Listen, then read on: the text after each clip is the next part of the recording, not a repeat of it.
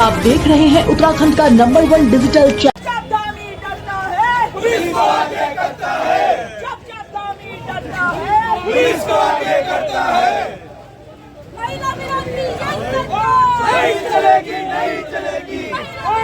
उत्तराखंड कांग्रेस ने प्रदेश में बिगड़ती कानून व्यवस्था सहित तमाम मुद्दों को लेकर राजभवन कूच किया। इस दौरान कांग्रेस के वरिष्ठ नेताओं के साथ साथ सैकड़ों की तादाद में कार्यकर्ता भी मौजूद रहे। कांग्रेसियों ने आरोप लगाया कि भाजपा राज में कानून व्यवस्था पूरी तरह चरमरा गई है। महिलाओं पर उत्पीड़न और गैंगरेप, हत्याएं जैसी जघन्य अपराध देवभूमि में हो रहे हैं। चुनाव के दौरान भी गोलीबारी हो रही है और स्थानीय लोगों की जमीनों पर माफिया के द्वारा कब्जे जैसी घटनाएं आम हो गई हैं। उन्होंने कहा कि कानून का राज उत्तराखंड में समाप्त हो गया और अपराधी बेखौफ वारदातों को अंजाम दे रहे हैं। कांग्रेस का आरोप है कि सरकार हाथ पर हाथ धरी बैठी है और ऐसा लग रहा है मानो प्रदेश में अपराधियों को पूरा संरक्षण भाजपा दे रही है।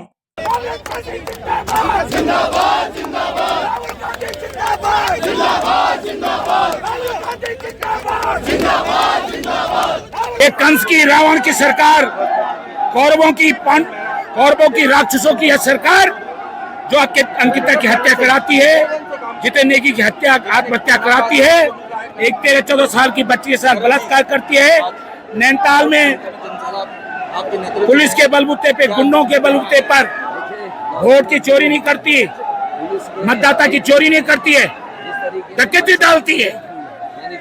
इस सरकार को जब तक हम उखाड़ फेंकते नहीं है तब तक कांग्रेस का कार्यकर्ता चैन से नहीं बैठेगा।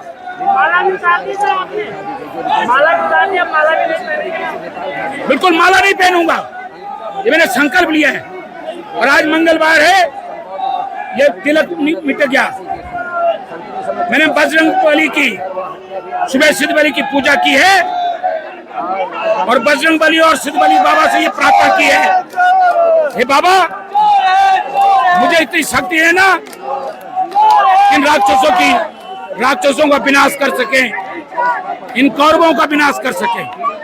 जो बात कह रहे थे उसमें त्रिवेंद्र रावत और तीरथ रावत ने मोहर लगाई है और चंदा लेने की बात उन्होंने स्वीकार की है, लेकिन यह कि नियत क्या है। गौवंश की रक्षा करने वाले लोग गौ मांस का निर्यात करने वालों से चंदा लेते आप सबने देखा। 2014 के बाद ज्यादा गौवंश की हत्या हुई है, ये रिकॉर्ड्स में है। तो बीजेपी ये करने में फर्क है। बेटियों की सुरक्षा के लिए, लॉ एंड ऑर्डर के लिए, भर्ती घोटालों के खुलासे के लिए और आपदा में सही प्रबंधन के लिए और वोटों की चोरी के खिलाफ आज का मुहिम है। पुलिस और प्रशासन ने नंगा नाच किया इस प्रदेश में, इस चुनाव में, वो उसकी कोई सानी नहीं है। हाईकोर्ट को टिप्पणी करनी पड़ी एसएसपी और प्रशासन के खिलाफ। बेतालघाट में गोलियां चली और अगर आप देखें दोराट में कांग्रेस के प्रत्याशियों के पतियों को अपहरण किया गया और उल्टे कांग्रेस के लोगों पर धारा लगाई गई 307 जैसी। तो ऐसा पहले कभी नहीं हुआ। निकाय में पंचायत के लोगों के नाम लिखाकर 6 महीने बाद फिर पंचायत में उनके वोट डलवा के वोट चोरी हुई है। साथ में लॉ एंड ऑर्डर जीरो है। जिस तरीके की घटना अंकिता भंडारी से लेकर 13 साल की बच्ची के बलात्कार, हरिद्वार में 14 साल की बलात्कार और उसका मर्डर, सब में बीजेपी के मुख्य जो आरोपी हैं उनके पदाधिकारी हैं। लॉ एंड ऑर्डर ध्वस्त है। राष्ट्रपति के दौरे में करोड़ों की लूट हो जाती है। तो ये सब देखने वाली बात है। साथ में आपदा का कुप्रबंधन, कुछ नहीं था धराली में, केवल नाटक हो रहा था। 4 दिन तक पानी नहीं दिया गया, राशन नहीं दिया गया, उनको कोई मदद नहीं की गई और लोग नाराज थे। आप सबने देखा है धराली में मुख्यमंत्री जाके भी पीड़ितों से नहीं मिले, ये बड़ा गंभीर है।